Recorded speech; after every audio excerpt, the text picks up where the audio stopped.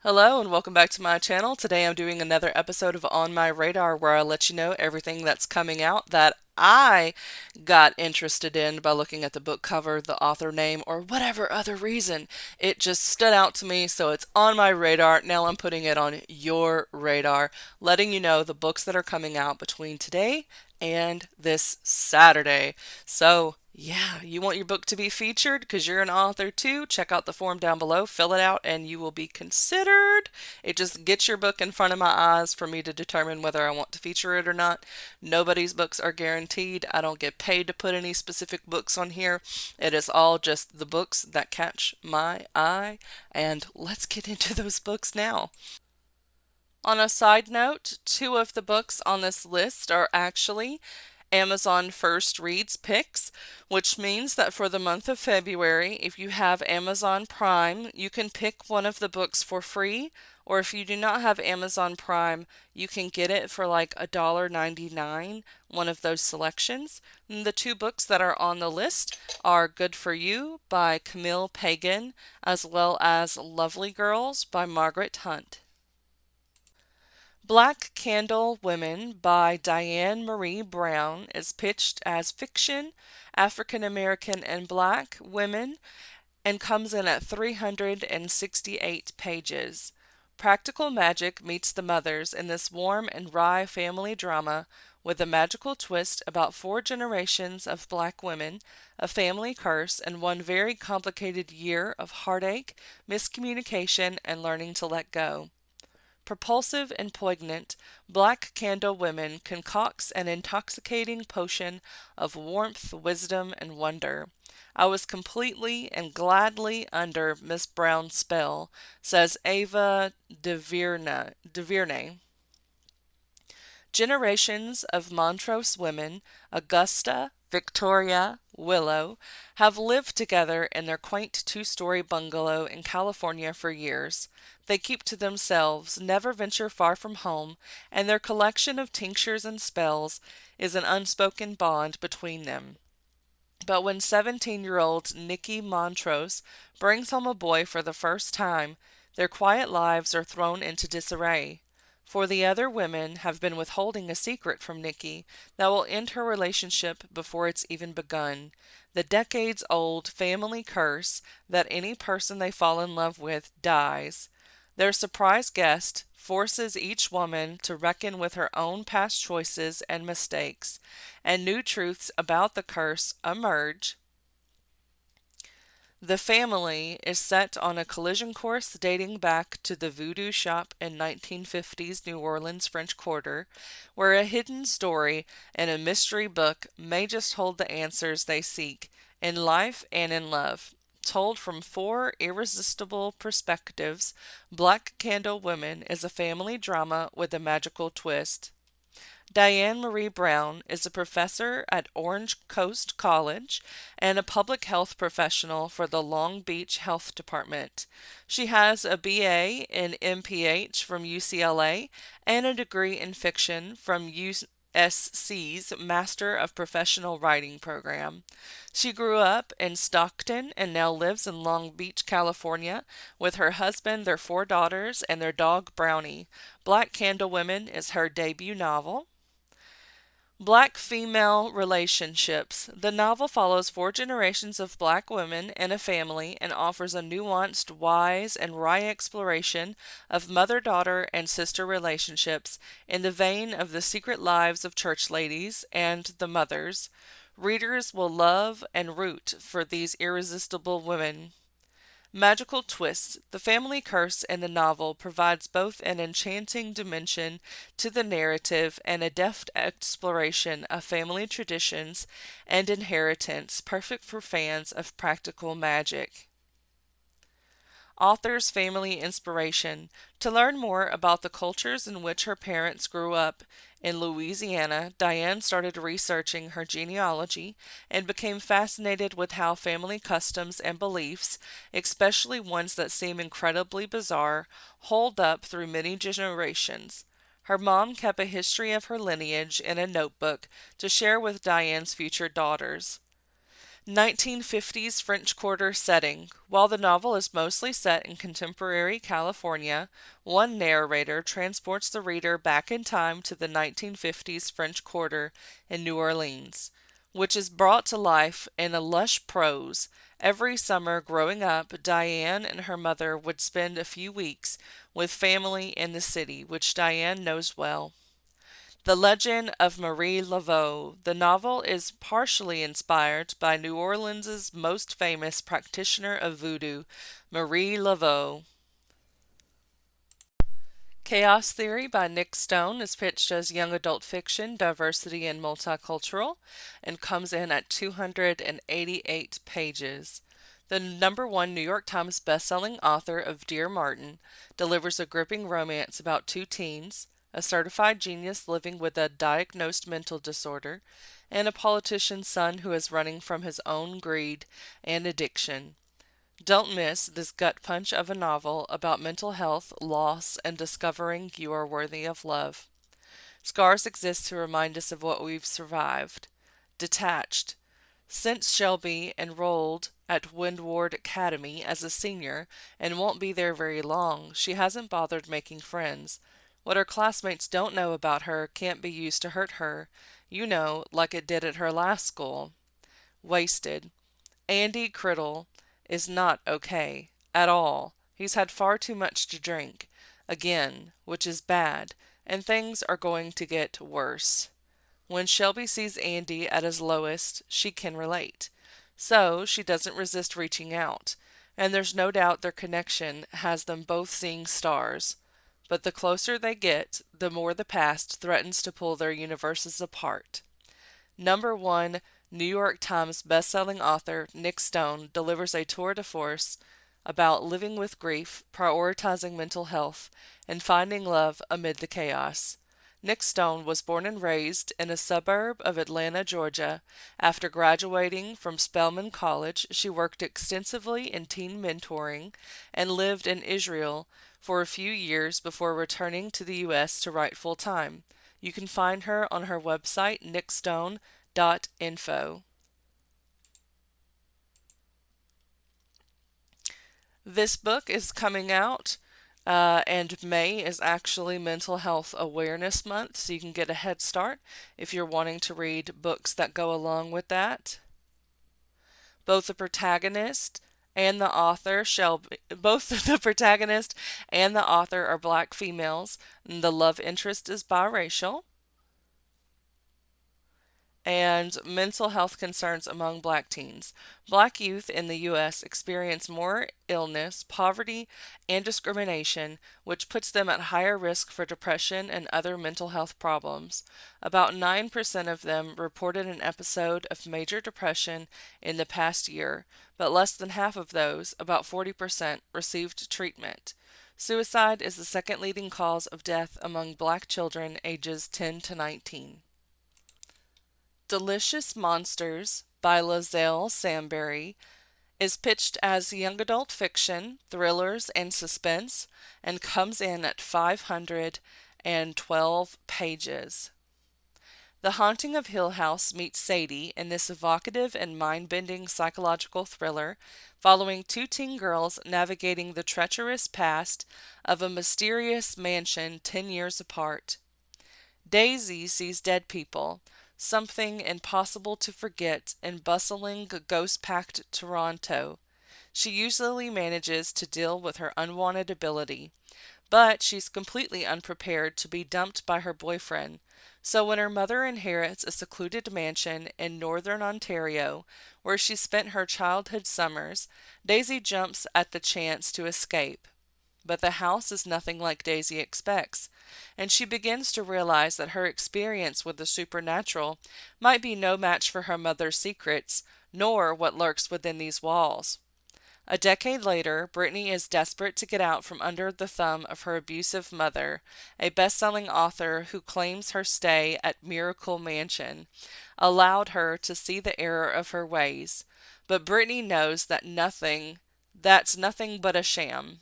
She decides the new season of her popular haunted web series will uncover what happened to a young black girl in the mansion 10 years prior and finally expose her mother's lies. But as she gets more wrapped up in the investigation, she'll have to decide if she can only bring one story to light, which one matters most, Daisy's or her own. As Brittany investigates the mansion in the present, Daisy's story runs parallel in the past, both timelines propelling the girls to face the most dangerous monsters of all, those that hide in plain sight. Liselle Sambury is the Trinidadian Canadian author of the Governor's General Literary Awards finalist, Blood Like Magic, and its sequel, Blood Like Fate. Her work spans multiple genres from fantasy to sci-fi, horror, and more. In her free time, she shares helpful tips for upcoming writers and details her publication journey through a YouTube channel dedicated to demystifying the sometimes complicated business of being an author. Good for You by Camille Pagan is pitched as women's fiction and comes in at 256 pages. A warm and witty love story about making the most of life's not-so-little curveballs by the #1 Amazon charts best-selling author of Life and Other Near-Death Experiences. Allie Jackson has waited her whole life to become editor-in-chief of All Good magazine, but 6 months into the job, she overhears her coworkers belittling her. Allie's clapback, a very public, career-jeopardizing meltdown. To undo the mess, she agrees to a month-long unpaid leave. Reluctant but determined to turn misfortune into opportunity, Allie retreats to the Lake Michigan beach house her brother Luke left to her when he died nearly a year earlier. Except when Allie arrives, she discovers Luke's slacker best friend Wyatt inherited the place too. Wyatt is unkempt, unmotivated, and totally uninterested in Allie's desire to sell. Yet, as battle lines are drawn, Allie wonders whether she and this wild card have more than Luke in common. But is she willing to swap her lifelong dream for a shot at healing her brother's heart? Camille Pagan is the #1 Amazon charts and Washington Post bestselling author of 8 novels, including Don't Make Me Turn This Life Around, This Won't End Well, I'm Fine and Neither Are You, Woman Last Seen in Her 30s, and Life and Other Near-Death Experiences, which has been optioned for a film. Her work has also been published in the New York Times, the Oprah magazine, Real Simple, Time, and many others. When Camille's not writing her next story, you'll usually find her with her family, talking shop with other writers, or at the beach with the book in hand, of course. To learn more about her work, visit CamillePagan.com. If I Can Give You That by Michael Gray Bulla is pitched as young adult fiction, romance, LGBTQ+, and comes in at 320 pages. For fans of Kaysen Callender's and Mason Dever comes a heart-tugging coming-of-age YA contemporary debut about a trans boy who learns to let his walls down while finding community, discovering his sexuality, and navigating difficult family situations. When 17-year-old Gail Adams attends Plus, a support group for LGBTQIA plus teens, he doesn't plan on sharing much about his life as a trans boy at a conservative Tennessean high school. Then he meets open, easygoing Declan O'Connor, and Gail is welcomed into a new circle of friends who challenge his understanding of himself. But as Gail's friendship with Declan develops into something more, Gail finds himself caught between his mother's worsening mental health and his estranged father's persistent attempts to reconnect. After tragedy strikes, Gail must decide if he can risk letting down his guard and opening up to those who care for him. Michael Gray Bulla is a recent graduate of Wells College with a degree in creative writing. He was named the 2017 Nashville Youth Poet Laureate with Southern Word and is the author of the poetry collection Letters to the Home. He is also the co-host of the literary podcast Bookends. Originally from Nashville, Gray currently resides in Ithaca, New York. Visit him online at michaelgraybulla.com. Key selling points. Debut Gen Z author.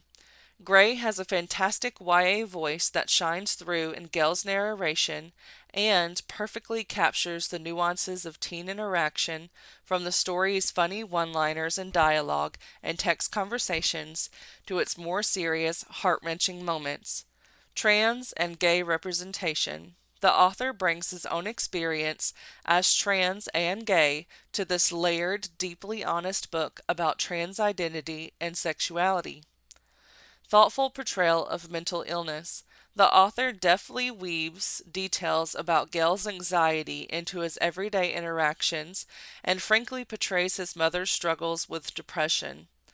Handling matters of mental health and mental illness with care, the author balances these serious threads with the joyous ones of new friendships and first love.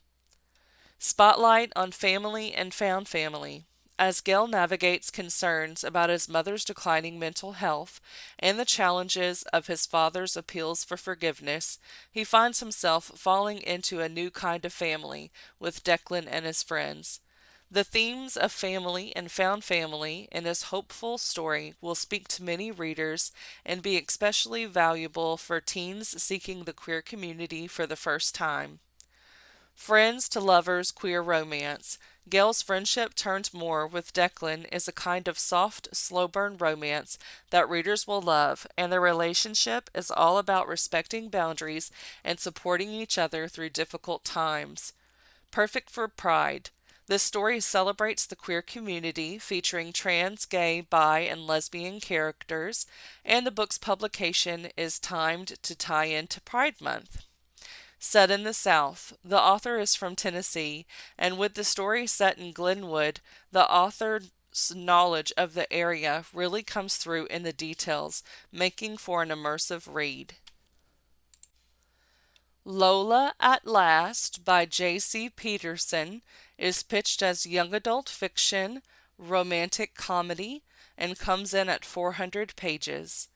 This Pride and Prejudice inspired tale, a companion to J.C. Peterson's Being Mary Bennet, spins a modern Lydia Bennet's life into a tumultuous and hilarious coming-of-age journey, complete with misadventures, misunderstandings, mayhem, and a romance worthy of Darcy and Elizabeth themselves.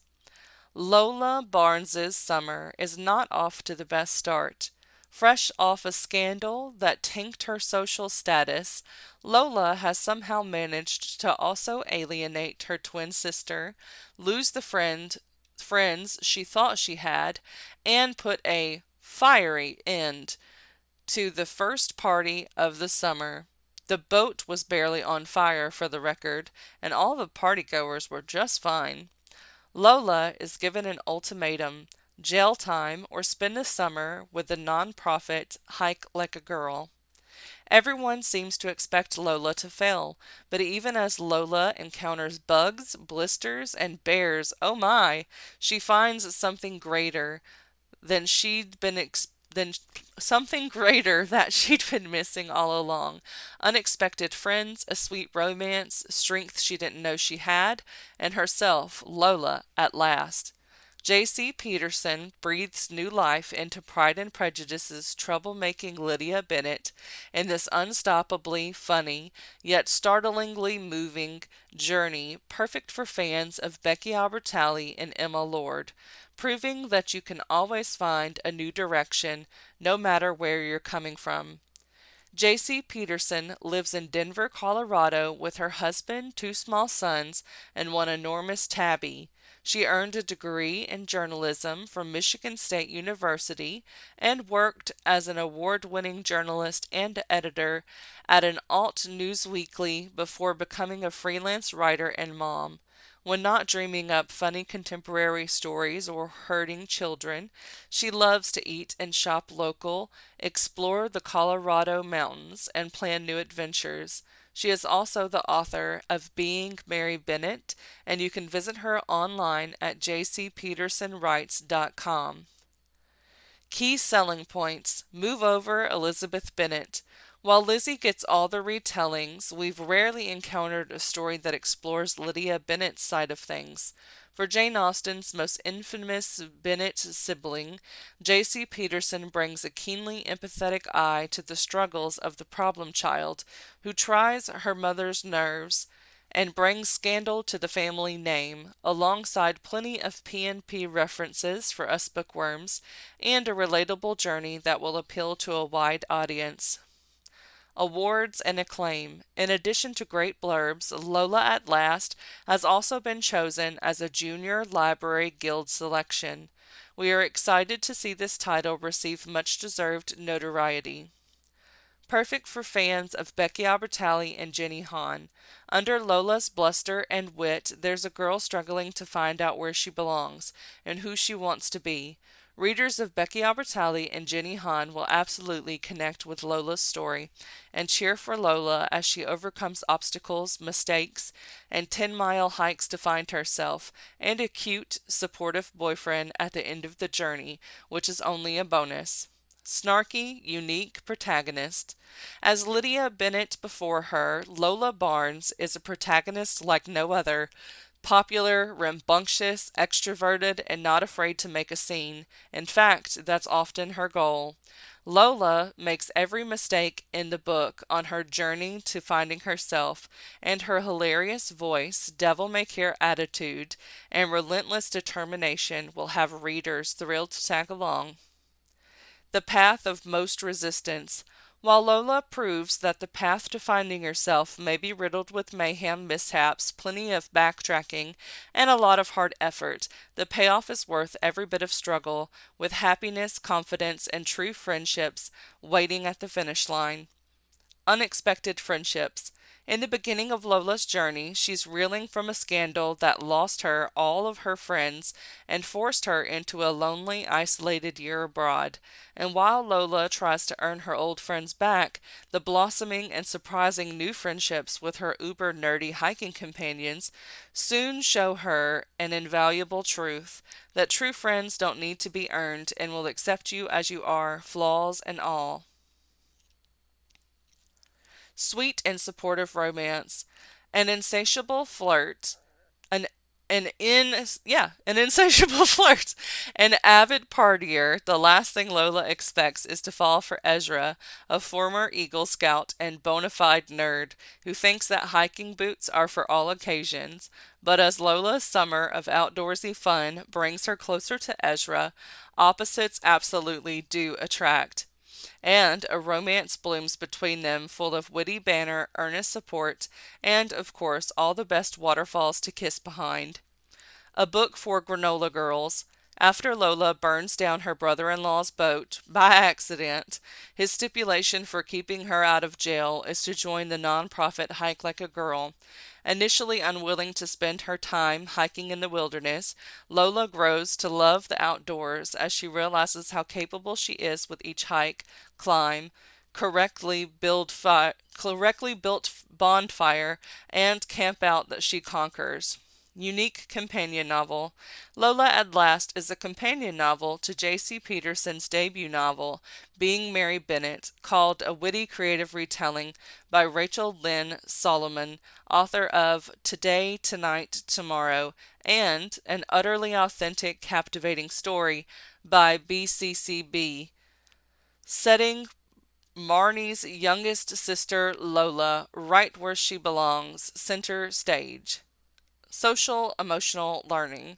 As Lola embarks on a journey to find herself, she discovers the value of starting over, how to become the person she truly wants to be, and the importance of real connection and support, making Lola at Last a perfect social emotional learning title with the core themes of self-awareness, responsible decision-making, and relationship skills. Lovely girls. is pitched as thriller, domestic fiction.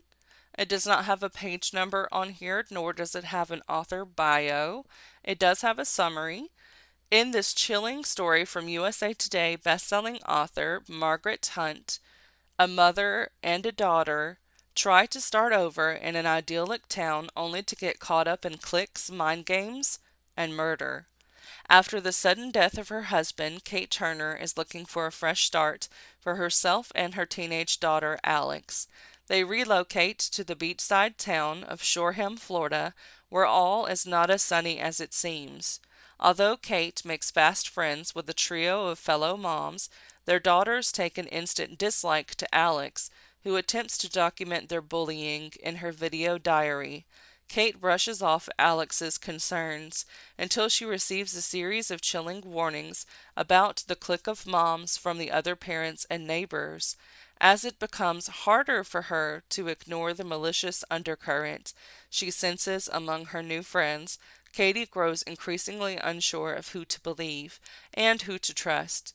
As small town gossip weaves a harrowing web of jealousy, deceit, and betrayal, Katie and Alex discover that whether you're in or out, the status quo can turn on you deadly fast. Marvelous by Molly Greeley is pitched as historical fiction renaissance and comes in at 416 pages. A mesmerizing novel set in the French royal court of Catherine de' Medici during the Renaissance, which recreates the touching and surprising true story behind the Beauty and the Beast legend from the acclaimed author of The Clergyman's Wife and the Heiress. 1547, Pedro Gonçalves, a young boy living on the island of Tenerife, understands that he is different from the other children in his village. He is mercilessly ridiculed for the shiny layer of hair covering his body from head to toe. When he is kidnapped off the beach near his home, he finds himself delivered by a slave broker into the dangerous and glamorous world of France's royal court. There, Monsieur Savage, as he is known, learns French, literature, and sword fighting, becoming an attendant to the French King Henry II, and a particular favorite of his queen, the formidable Catherine de' Medici. Queen Catherine considers herself a collector of unusual people, and is fascinated by Pedro and determined to find him a bride. Catherine d'Aubray is a beautiful 18-year-old girl whose merchant father has fallen on hard times and offers up his daughter to Queen Catherine. The queen will pay his debts, and his daughter will marry Monsieur Savage. Catherine meets Pedro for the first time on their wedding day. Barely recovered from the shock of her father's betrayal, she soon finds herself christened Madame Savage by the royal courtier, and must learn to navigate this strange new world and the unusual man who is now her husband. Gorgeously written, heartbreaking and hopeful, marvelous is the portrait of a marriage, the story of a remarkable, resilient family, and the unforgettable reimagining of one of the world's most beloved fairy tales. Molly Greeley is the author of the acclaimed historical novels The Heiress and The Clergyman's Wife. A graduate of Michigan State University, she lives with her husband and 3 children in Traverse City, Michigan. This book will make you cry in a good way. Look out, TikTok. Beautifully written, sometimes wrenching, sometimes luminous, Pedro and Catherine's story will move you to tears.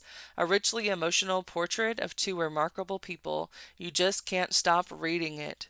Fans of the New York Times bestsellers Hanet and Song of Achilles will adore this book.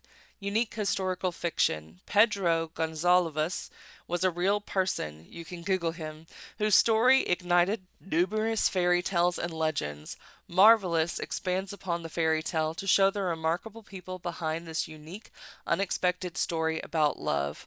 Royal intrigue, the rich historical detail and alluring scandal of Catherine de' Medici court will appeal to readers of royal historicals and fans of TV shows like Reign, The Tudor, and The Great. Nightbirds by Kate J. Armstrong is pitched as young adult fiction, fantasy, romance, and comes in at 480 pages. In a dazzling new fantasy world full of whispered secrets and political intrigue, the magic of women is outlawed, but four girls with unusual powers have the chance to change it all. The Nightbirds are Simta's best kept secret, girls with a unique and powerful magic they can gift with just a kiss. Some would kill to possess them, the church would kill them outright. But protected by the great houses, the Nightbirds are well-guarded treasures. As the season's Nightbirds, Matilda, Asa, and Sayer will spend their nights bestowing their gifts to well-paying clients. Once their season is through, they're each expected to marry a great house lord and become mothers to the next generation of Nightbirds before their powers fade away. But as they find themselves at the heart of a political scheme that threatens not only their secrets, but their very lives, their future suddenly becomes uncertain. When they discover that there are other girls like them and that their magic is far more than what they were told, they see the Nightbird system for what it is, a gilded cage. Now they must make a choice to remain kept birds or take control, remaking the city that dared to clip their wings. Kate J. Armstrong has always had a fondness for adventure. After graduating college, she left her home state of Virginia and has never really looked back. She's explored many places and vocations, working as a high school English teacher and a nonfiction writer and editor for publishers such as the National Geographic. In 2018, she started The Exploress, a women's history podcast with a cult following and over 500,000 downloads. She is also the co-host of Pub Dates, a podcast that takes readers backstage to join her on the journey to publication for the book you're holding in your hands right now. When she's not writing or recording, you will find Kate hiking mountains, trying out cocktails, finding excuses to dress up in historical attire, or reading way past her bedtime. She lives in Melbourne, Australia, with her husband and their noble greyhound, Galahad. Her hometown was Washington, D.C., and key selling points. Beautiful lyrical writing. Kate's writing is absolutely stunning, and she is a master at bringing this dark and decadent world to life. The story is expansive, but under Kate's capable pen, she's created an immersive experience for readers featuring multiple POVs and a superb cast of supporting characters. This is the kind of writing that readers will sink into. Seductive Roaring Twenties inspired setting. To put it simply, the world of Nightbirds is dazzling. Katie has brought the glitz and glamour of the Roaring Twenties to this fantasy in every way, from the dresses to the jazz music to the underground speakeasies, complete with magical cocktails, to the booming bootleg trade in magic. Think Dangerous Beauty meets the Da Vinci Code with a dash of Downtown Abbey, The Handmaid's Tale, and you'll get this fierce feminist commercial fantasy tailor-made for fans of Stephanie Garber, Melissa Albert, and Crystal Sutherland. Romance, romance, romance. Each of the four girls has the beginnings of a romance, including a hinted-at future relationship between two of the girls, and the heady elation of first love, and all the banter and flirting will have readers positively swooning. Female empowerment and friendships. This is a book about a group of girls deciding that they will no longer let others define them, and is built on strong female relationships with empowerment at its heart. High stakes power plays. The city of Smita is a complicated place with strange forces that all want to make that all oh my that all want to make a play for Nightbirds, from a fantastical religious sect to a desperate magistrate to the wealthy great houses, to gangs that deal in bootleg magic, there is a handsome sea captain, alchemist, pirates, political intrigue, and lots of high stakes action that will keep readers quickly turning pages. The Headmaster's List by Melissa de la Cruz is pitched as young adult fiction, thrillers, and suspense, and comes in at 400 pages.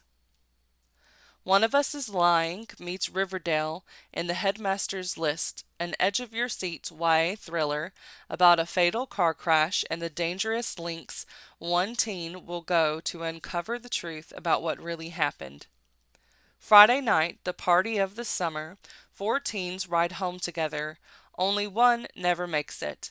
When high school sophomore Chris Moore is tragically killed in a car crash, Armstrong Prep is full of questions.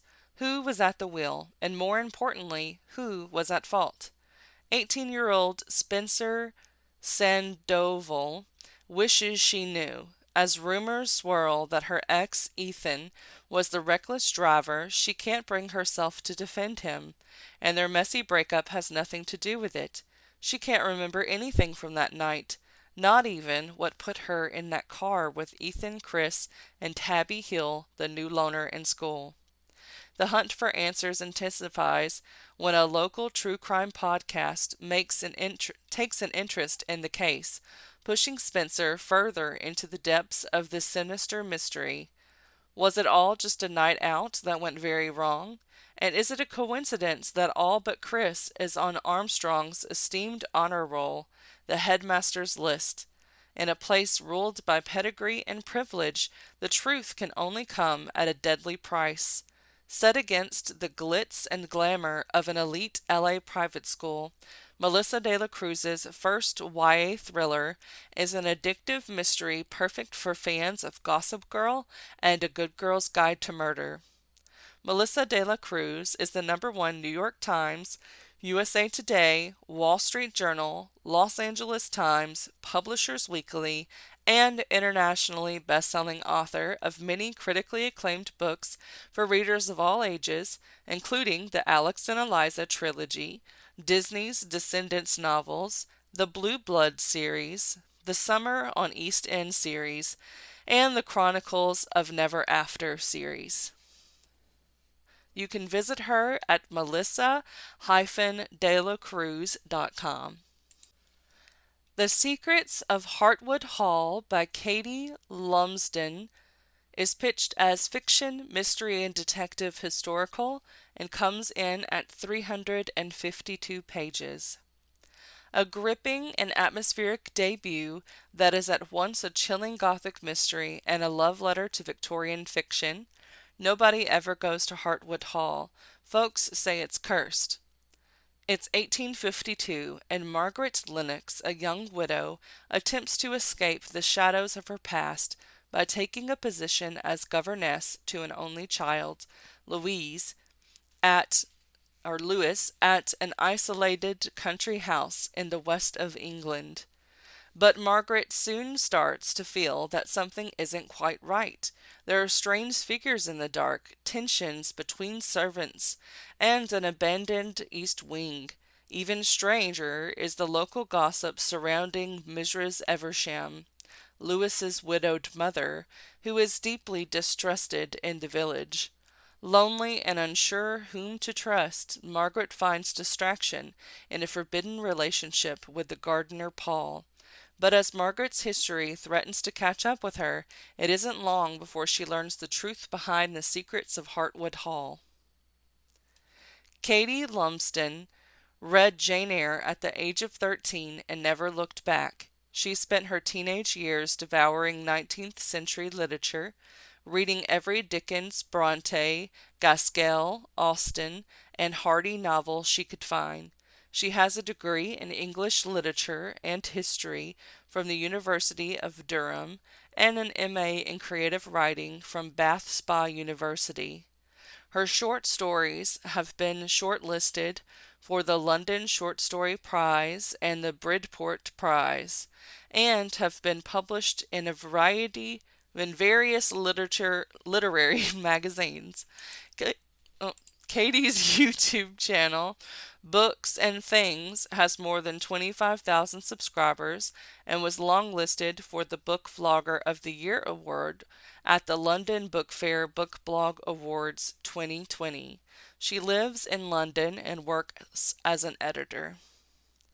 Key selling points: candy for fans of Victorian fiction.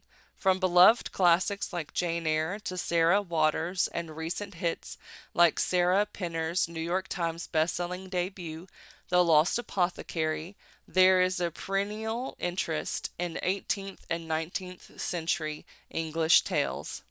And for fans of Gothic fiction, featuring a big house with secrets, noises in the corridor, possible ghost, darting figures in the woods, and a young governess, this has all the ingredients to appeal to lovers of Simone St. James or Mexican Gothic. That's all I've got for this one. Make sure if you want to be featured that you go ahead and fill out the form down below. It's just going to put your book in front of my eyes to consider it as a featured book. And that's all I've got for you today. I will see you all in the next video. Thanks for watching. Bye!